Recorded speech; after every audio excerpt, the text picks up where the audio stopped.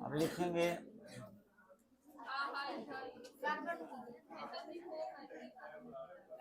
Arrangement of resistance.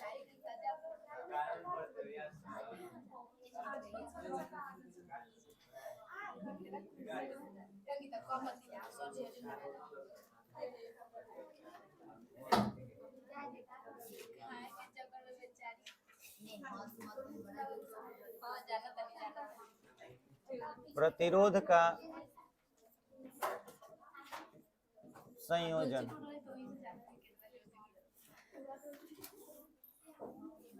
प्रतिरोधों का संयोजन।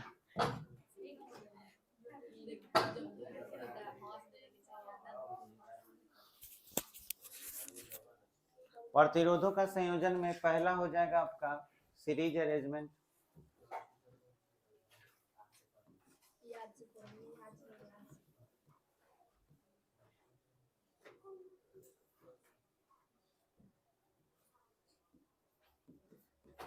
श्रेणी क्रम संयोजन।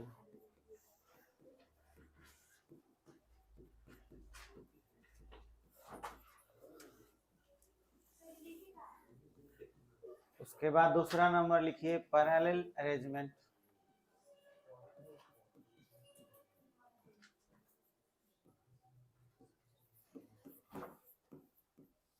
समांतर क्रम संयोजन।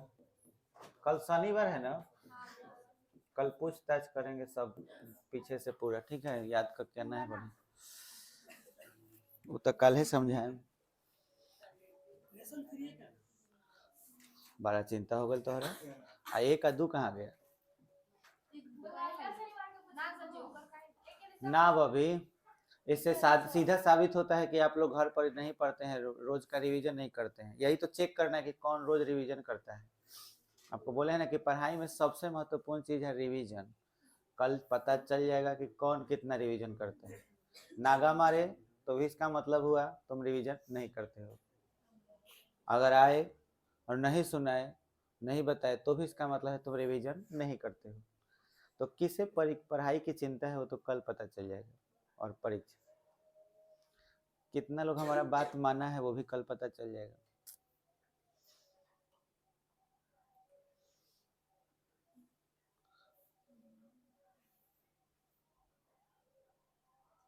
पहला बोले हाँ, तो दोनों लिख के आप फिर हेडिंग देना है एक नंबर का।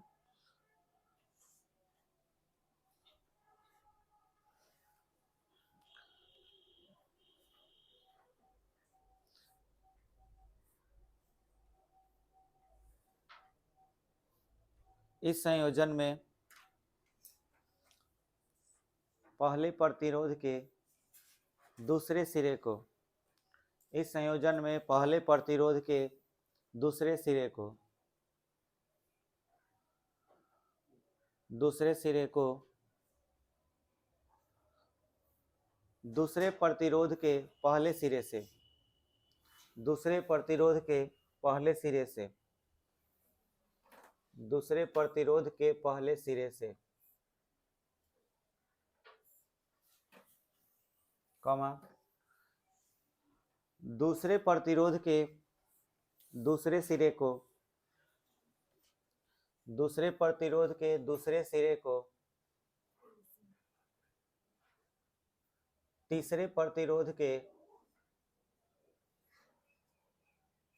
पहले सिरे से, पहले सिरे से जोड़ते हुए, जोड़ते हुए, जोड़ते हुए तीसरे प्रतिरोध के पहले सिरे से जोड़ते हुए इसी क्रम को जारी रखते हैं, इसी क्रम को जारी रखते हैं,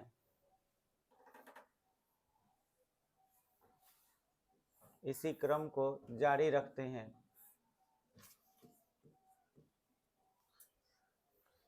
इस संयोजन में, इस संयोजन में विभवांतर का मान अलग अलग, विभवांतर का मान अलग अलग, विभवांतर का मान अलग अलग, लेकिन धारा का मान समान होता है, लेकिन धारा का मान समान होता है,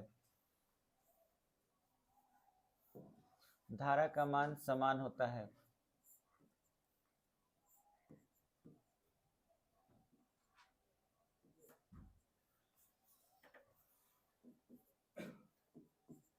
हो गया? देखो, क्या इस तरह का चीज आप लोग पहले पढ़ चुके हैं?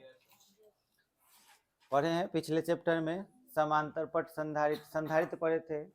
संधारित्र में आपने पढ़ा था कि पहले संधारित्र के दूसरे प्लेट को दूसरे संधारित्र के पहले प्लेट से, खाली संधारित्र के जगह पर क्या आ गया? प्रतिरोध। तो आपसे पूछा जाए श्रेणी क्रम संयोजन क्या है, तो बहुत ही सिंपल, पहले जैसा ही।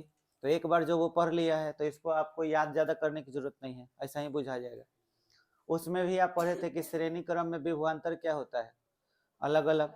इसमें भी सेम चीज है, विभवांतर देखिए अलग अलग है, तो उसमें और इसमें दोनों में विभवांतर अलग अलग ही होगा। श्रेणी क्रम रहेगा तो, समांतर क्रम में विभवांतर क्या रहेगा? एक समान रहेगा। अब बदलाव क्या हुआ है? तो बदलाव ये हुआ है कि उसमें आवेश बोलते थे, है ना, कि आवेश समान होता है, जबकि यहाँ पर आवेश का बात नहीं होगा, धारा का बात होगा। समझ में आया? धारा आई का बात होगा, तो आई धारा इसमें प्रवाहित होगा, तो इसमें धारा का मान क्या होगा? समान होगा, लेकिन विभवांतर का मान क्या होगा? अलग अलग होगा।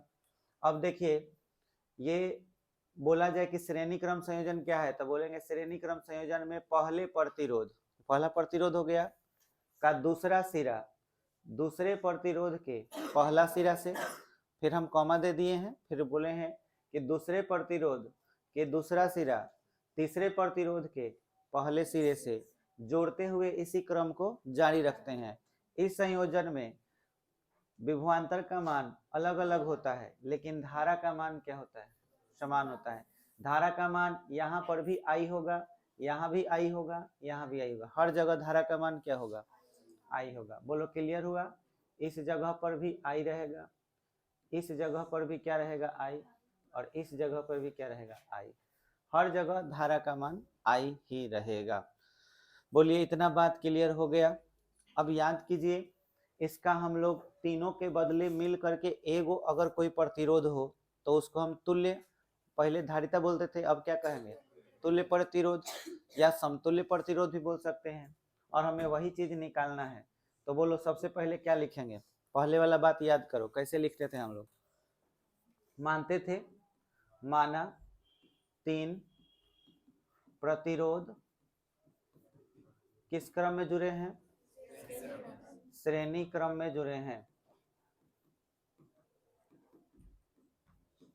3 प्रतिरोध श्रेणी क्रम में जुड़े हैं। अब जिनका प्रतिरोध क्रमशः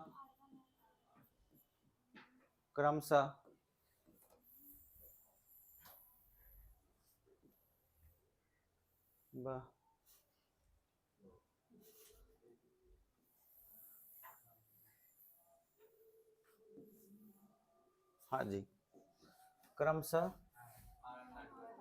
R1, R2 और R3 है। आगे बताइए।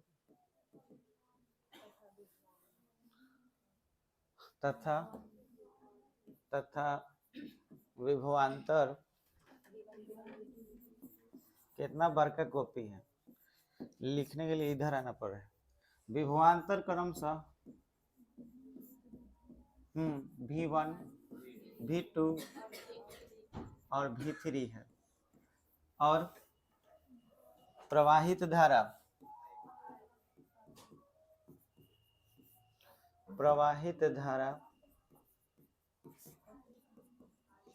I है। तो हमने बताया है कि समीकरण किससे बनाया जाता है? जो अलग अलग हो। अलग अलग कौन है? विभवांतर। तो इसलिए कुल विभवांतर V बराबर V1 plus V2 plus V3, समीकरण नंबर नहीं, यहाँ अब हम ओम के नियम अप्लाई करेंगे। 10वां में ओम के नियम पढ़ा होगा सब। V बराबर IR, बोले थे कि भीर याद रखोगे तो ओम के नियम याद रहेगा। भीर VIR, समझ में आया? तो V बराबर IR, भीर याद रखना है। तो V बराबर IR पढ़े हो, यहाँ बताओ V1 बराबर क्या होगा?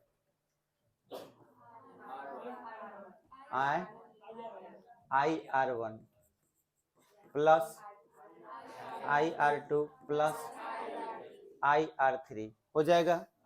I कॉमन ले लेंगे। अच्छा, ये कैसे लिखे हैं? ओम के नियम से, ठीक। तो I कॉमन ले लीजिए, तो R1 plus R2 plus R3, ये आपका V का मान हो गया समीकरण नंबर 1। अब हम क्या करते हैं, तीनों के बदला में तुल्य प्रतिरोध मानते हैं। तो हम क्या लिखेंगे, यदि R1 R2 और R3 का तुल्य प्रतिरोध क्या हो?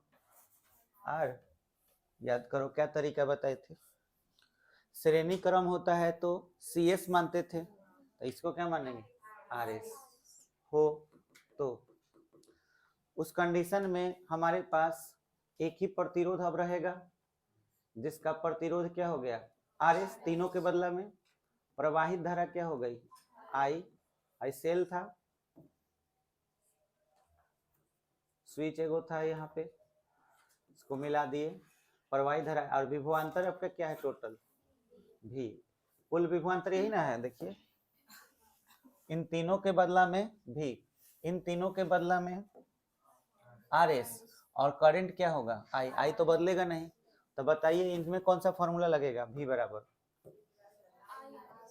बराबर IRS, समीकरण नंबर 2। इसमें भी V है, तो हम लिख सकते हैं समीकरण 1 और 2 से IRS बराबर क्या लिखाएगा? IRS बराबर I into R1 plus R2 plus R3, I खत्म, तो RS बराबर क्या आया? R1 plus R2 plus R3। मेरे प्रिय विद्यार्थियों, CS के लिए क्या फॉर्मूला आया था, याद आ रहा है कुछ? 1/CS आया था। 1/CS बराबर 1/C1 plus 1/C2 plus 1/C3। तो उसमें उल्टा होता है, इसमें सीधा होता है। श्रेणी क्रम में जोड़ेंगे तब प्रतिरोध जुड़ते जाएगा, ठीक है, और समांतर क्रम में जोड़ेंगे तो उल्टा जुड़ेगा। उल्टा वाला भी चेक कर लेते हैं। जैसे मान के चलिए आपसे समांतर क्रम वाला सवाल पूछ दिया, ठीक है, तो समांतर क्रम में क्या बोलेंगे? इसमें क्या होगा कि सभी प्रतिरोधों का पहला सिरा एक साथ जोड़ दिया जाएगा और दूसरा सिरा भी एक साथ जोड़ दिया जाएगा। इसमें किस चीज का मान अलग होगा? धारा का। और कौन सा चीज समान होगा? विभवांतर। बुझाया? तो अगल का बीट में अभी हम लोग देखेंगे, पहले हाई उतार लीजिए इतना। समांतर क्रम संयोजन, पैरेलल अरेंजमेंट को और क्या बोल सकते हैं? कॉम्बिनेशन, कॉम्बिनेशन भी बोल सकते हैं। समांतर क्रम संयोजन पहले इंग्लिश लिखल सर जी उल्टा, हमरो इखे नहीं है, पहले कौनो लिख लो।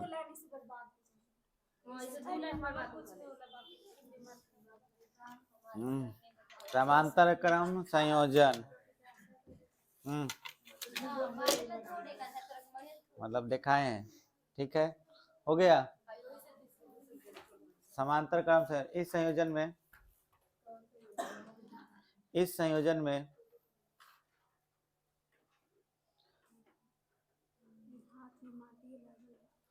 संयोजन में सभी प्रतिरोधों इस संयोजन में सभी प्रतिरोधों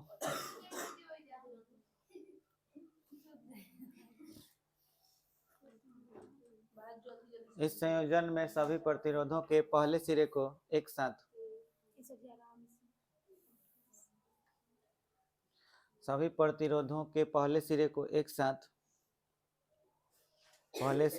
साथ एवं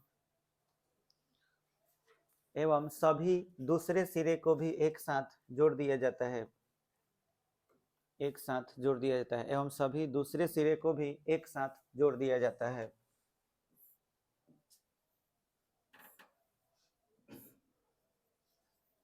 दूसरे सिरे को भी एक साथ जोड़ दिया जाता है।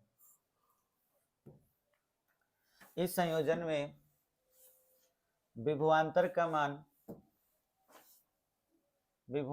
मान बराबर होता है, विभवांतर का मान बराबर होता है,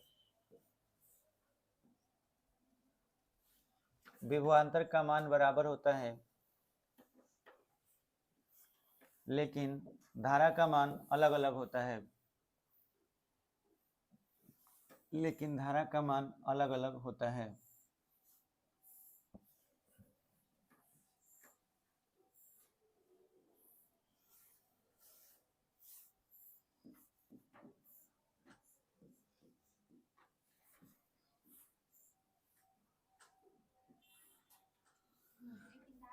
देखो समांतर क्रम हुआ, सभी का पहला सिरा एक जगह, दूसरा सिरा भी एक जगह जोड़ दिया गया। इसमें विभवांतर सबके लिए क्या होगा, तो हम उसको भी मान ले रहे हैं, और धारा जो होगी वो अलग अलग होगी। मान के चलो कि धारा आई यहाँ से चला, यहाँ पर पहुंचा, और पहुंच करके कई गो नाला में बह गया, 3 गो। मान के चलो I1 हो गया, I2, I3। इसका रेजिस्टेंस R1 है, R2 है और R3। फिर ये तीनों धारा आपस में यहाँ पर आकर के क्या बन गया, I। क्लियर हुआ? ये आपका सेल हो गया और ये कुंजी हो गया। कुंजी चाहे स्विच कह सकते हो, सेल कुंजी, सेल मतलब सेलों के समूह को बैटरी कहते हैं। इसी चैप्टर में आपको सेल भी पढ़ना है बहुत बढ़िया से। सेल पढ़ने के अलावा व्हीटस्टोन ब्रिज, मीटर ब्रिज, ये सब इसी चैप्टर में मिलेगा। 2 गो भी लगा सकते हो। ये बात समझ में आया? अब थोड़ा बताओगे इसमें क्या लिखेंगे।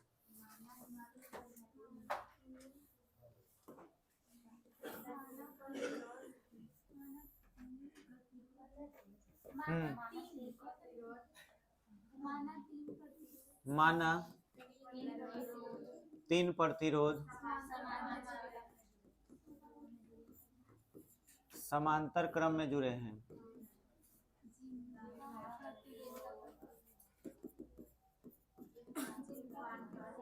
जिनका प्रतिरोध क्रमशः R1, R2 और R3 है, तथा धारा क्रमशः I1, I2 और I3 है। प्रत्येक का विभवांतर क्या है, भी है। हो गया? इसलिए कुल धारा, बोलो क्या लिखेंगे? इसी से ना समीकरण बनेगा। तो कुल धारा I बराबर I1 plus I2 plus I3। ओम के नियम, I बराबर फॉर्मूला क्या होता है? तो यहाँ पे आ जाओ, इसमें I1 बराबर सबके लिए भी अप्लाई होगा, V बाई R1। तो V by R1 plus V by R2 plus V by R3। कैसे? ओम के नियम से। अब क्या कॉमन है? V कॉमन है, तो अगर हम V कॉमन ले लेंगे तो आ जाएगा 1 by R1 plus 1 by R2 plus 1 by R3। और इधर आपका क्या था, आइए ना था, समीकरण 1। अब आपको तीनों का क्या मानना होगा, तुल्य प्रतिरोध। यदि R1, R2 और R3 का तुल्य प्रतिरोध आर पी हो तो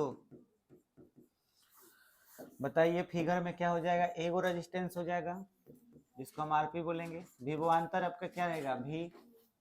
अच्छा, इसमें आपका एक सेल था, एक कुंजी था, और इसमें आपका करंट आई फ्लो हो रहा था।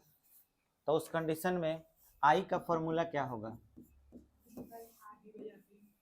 भी बाई आई बराबर भी बाई आर पी।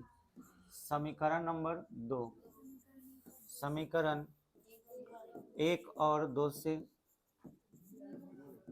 क्या हो जाएगा, v बाई आर पी बराबर v into 1 by R one 1 by R two plus 1 by R three. भी कैंसिल, तो फॉर्मूला हो जाएगा 1 बाई आर पी बराबर 1 by R one plus 1 by R two plus 1 by R three. इस पर कुछ ना इंटरेस्टिंग सवाल चलेगा। इंटरेस्टिंग सवाल जैसे कि फॉर एग्जांपल आपसे पूछ दिया जाए कि एगो 50 वाट का बल्ब है, एगो 100 वाट का बल्ब है, या दूगो 200 वाट का बल्ब है, उसे श्रेणी क्रम में जोड़ दिया जाए तो कौन ज्यादा प्रकाश देगा, अगर समांतर क्रम में जोड़ दिया जाए तो कौन ज्यादा प्रकाश देगा। ये सब बहुत इंटरेस्टिंग सवाल होते हैं और इसमें सवाल पूछता भी है एग्जाम में, और इसी एग्जाम में नहीं, रेलवे से लेके हर तरह के एग्जामिनेशन में इस टॉपिक से आते हैं। दूसरा चीज कि इसमें एक सवाल और परीक्षा में पूछता है कि घर में वायरिंग किस क्रम में करना चाहिए। आपसे पूछा जाए कि घर में वायरिंग श्रेणी क्रम में करना चाहिए, जो बिजली का वायरिंग होता है जैसे पंखा हो गया, टीवी हो गया, फ्रिज हो गया, ये सबको जोड़ना चाहिए, तो किस क्रम में जोड़ना चाहिए, श्रेणी की समांतर। समांतर क्रम बोल तो दिए कि समांतर क्रम, पर क्वेश्चन है कि क्यों। ये प्रभु बोल रहे हैं वोल्टेज कम होता है, और कोई। हाँ बताइए आप क्या करें। प्रतिरोध कम होता है, क्या प्रतिरोध कम होता है।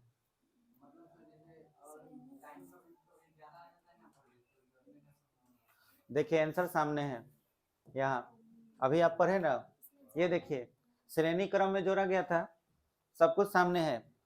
श्रेणी क्रम में जोड़ा गया मतलब लाइन से जोड़ा गया, एक एक तार है, उसमें को बॉल जोड़ दिए, पंखा जोड़ दिए, टीवी जोड़ दिए, सबका प्रतिरोध होगा।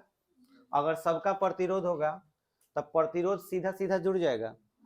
मान के चलो एक का 10 है, एक का 20 है, एक का 30 है, तो सब जुड़ गया। जब ये सब जोड़ दोगे तो प्रतिरोध बढ़ेगा कि घटेगा, प्रतिरोध बढ़ गया। अगर प्रतिरोध बढ़ गया तो धारा में रुकावट ज्यादा होगा कि कम होगा, धारा में रुकावट ज्यादा होगा, इसलिए ऊर्जा ज्यादा लगेगा कि कम, यस ऊर्जा का खपत ज्यादा होगा, जिसके वजह से बिजली बिल ज्यादा आएगा। दूसरा चीज समांतर क्रम, उल्टा जोड़ा रहा है प्रतिरोध, थोड़ा देर के लिए मान लीजिए कि एगो 2 ओम का है तो 1/2 हो जाएगा, एगो 3 ओम का है तो 1/3 हो जाएगा। अगर यही श्रेणी क्रम में रहता तो जोड़ के कितना होता 5, समांतर क्रम में है तो 2 और 3 का लघुत्तम 6 हो जाएगा, और उसके बाद 3 + 2 5/6, इसी को फिर पलट देना होगा 6/5। देखिए 6/5 1 दशमलव समथिंग समथिंग है, और हाई देखिए 5 है, तब प्रतिरोध कितना कम हो गया। समांतर क्रम में प्रतिरोध का मान जो होता है वो घटता है कि बढ़ता है, घटता है, तब बिजली बिल कम आएगा। इसीलिए समांतर क्रम में ही कोई भी वायरिंग करना चाहिए। बोलो क्लियर हो गया। और आगे हम डिटेल बताएंगे, पहले इसको नोट कर लीजिए।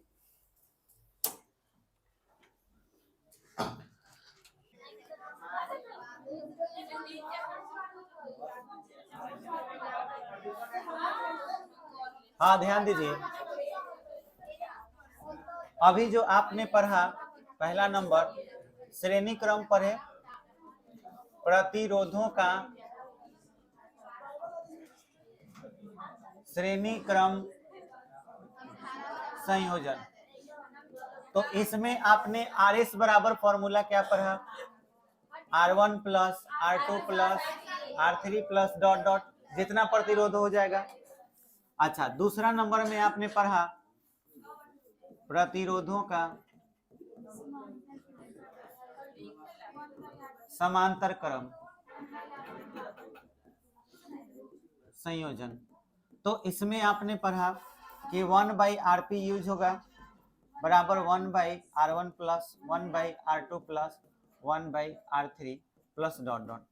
अब आप ध्यान दीजिए कि यदि n प्रतिरोध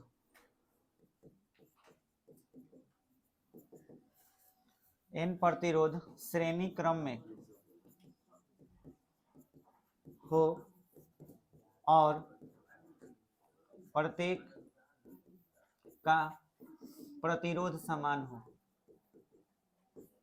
प्रत्येक का प्रतिरोध समान हो, तो बोलो RS बराबर क्या लिखा जाएगा? R प्लस R ऐसे डॉट डॉट कितने पदों तक? n पदों तक। तो बताइए तो RS का फॉर्मूला क्या हो जाएगा? NR हो जाएगा। तो श्रेणी क्रम के लिए RS बराबर NR यूज करेंगे, जैसे CS नहीं, CP बराबर हाँ NC यूज करते थे, तो ये याद रखना है। अब इसी तरह से 4 नंबर मान के चलिए, समान n प्रतिरोध समांतर क्रम में हो, तो 1/RP बराबर 1/R plus 1/R plus 1/R dot dot plus n पदों तक। तो बताइए 1/RP बराबर क्या हो जाएगा? n/R। तो RP बराबर क्या हो जाएगा? R/n। वैसा ही फॉर्मूला है। अच्छा, अब आपको 5 नंबर जो बता रहे हैं ध्यान दीजिएगा। समांतर क्रम के लिए इसमें नियम रहेगा, श्रेणी क्रम वाला तो सीधा सीधा जुड़ जाएगा। दो प्रतिरोध किस क्रम में हो? समांतर क्रम में हो, मतलब कि इस तरह से ऐसे हो, ठीक है। तो उस कंडीशन में ये R1 होगा, ये R2। तो RP का मान क्या होगा? तो इसमें याद रखना है ऊपर गुना और नीचे जोड़, इसमें भी वही फॉर्मूला लगाना है, ऊपर गुना अप्लाई करना है और नीचे जोड़ अप्लाई करना है। जब दो गो प्रतिरोध किस क्रम में हो? समांतर क्रम में। और उसमें क्या था? श्रेणी में था, तो ऊपर गुना और नीचे जोड़ अप्लाई करते। ये 5 चीज याद रखना है, कल से इस पर सवाल चलेगा, ठीक है। इसको नोट कर लीजिए।